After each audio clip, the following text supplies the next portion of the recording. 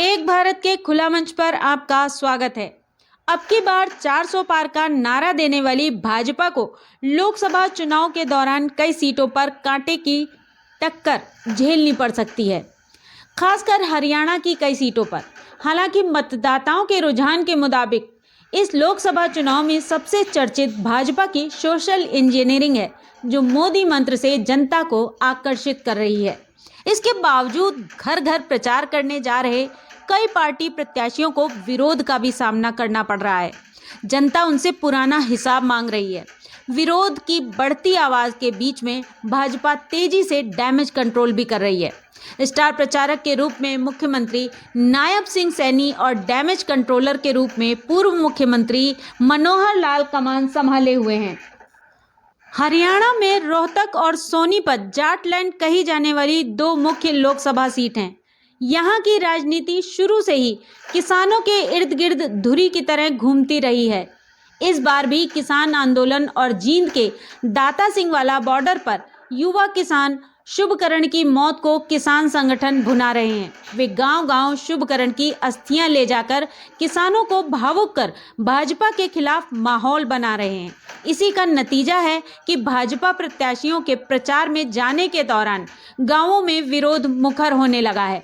जींद, जुलाना और सफीदो विधानसभा सीट के मतदाताओं के बीच मुख्यमंत्री नायब सैनी की विजय संकल्प रैली में उन्होंने सोनीपत लोकसभा सीट से प्रत्याशी मोहनलाल बड़ौली के समर्थन में वोट मांगे। इससे एक दिन पहले फतेहाबाद में सीएम ने किसानों को उपद्रवी बताया। पगड़ी संभाल जट्टा किसान संघर्ष समिति ने विरोध जताया। इसी का साइड इफेक्ट अगले दिन सोनीपत के खरखौदा में देखने को मिला। रोहणा गांव में मोहनलाल बड़ौली को किसान संगठनों का विरोध झेलना पड़ा। जनसभा के दौरान भारतीय किसान नौजवान यूनियन के सदस्यों ने हंगामा किया और उनके काफिले को काले व किसानी झंडे दिखाए। कई गांवों में भाजपा नेताओं के आने तक के प्रवेश निषेध के पोस्टर लगाए गए हैं। 7 अप्रैल को यही हाल रोहतक संसदीय सीट पर भी दिखा। सांसद व प्रत्याशी अरविंद शर्मा 9 अप्रैल को मुख्यमंत्री की रैली का न्योता देने सैमाण व भैड़ी सुरजन गए थे। उनको ग्रामीणों ने घेर लिया। सैमाण में कार्यक्रम के दौरान अंदर सांसद बोलते रहे, जबकि बाहर किसान संगठन के सदस्य हंगामा करते रहे। भैड़ी सुरजन गांव की चौपाल से लेकर सड़क तक सांसद को विरोध झेलना पड़ा। भारतीय किसान यूनियन के युवा जिलाध्यक्ष अंकुश सिवाच ने कड़ी प्रतिक्रिया दी और कहा, प्रदेश सरकार अगर किसानों को बॉर्डर पर रोक सकती है तो किसान गांव में इनको घुसने नहीं देंगे।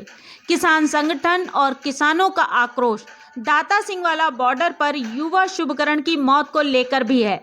संयुक्त किसान मोर्चा की ओर से शुभकरण की अस्थियों को गांव-गांव ले जाकर जो रणनीति किसान संगठनों ने तय की थी, वह अब प्रत्याशियों को विरोध के रूप में झेलनी पड़ रही है। भाजपा की सोशल इंजीनियरिंग पर शुभकरण का दांव साइड इफेक्ट के रूप में सामने आया है।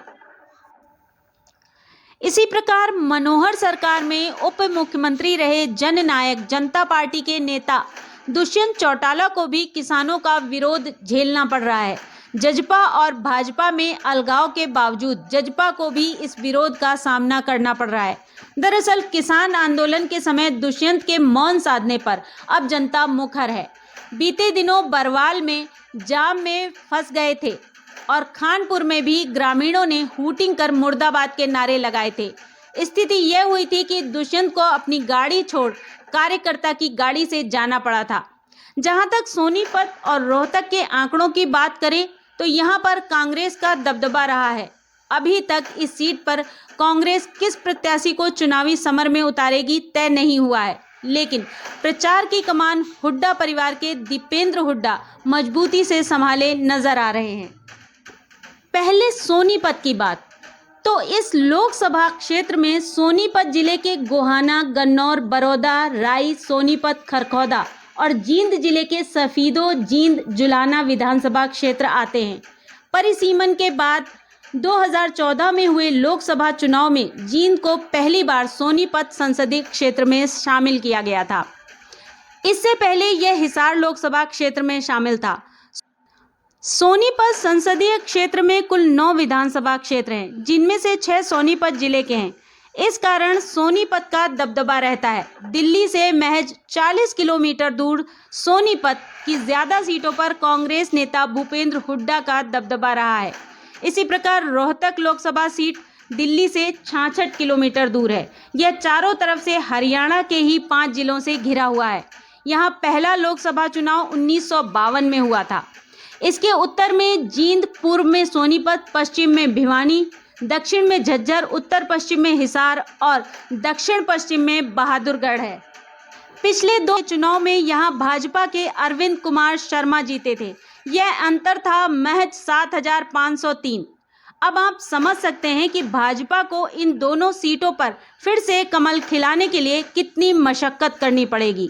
सोनीपत में राहुल भी किसानों के साथ खेतों में उतरकर यहां की मिट्टी का ताप नाप चुके हैं।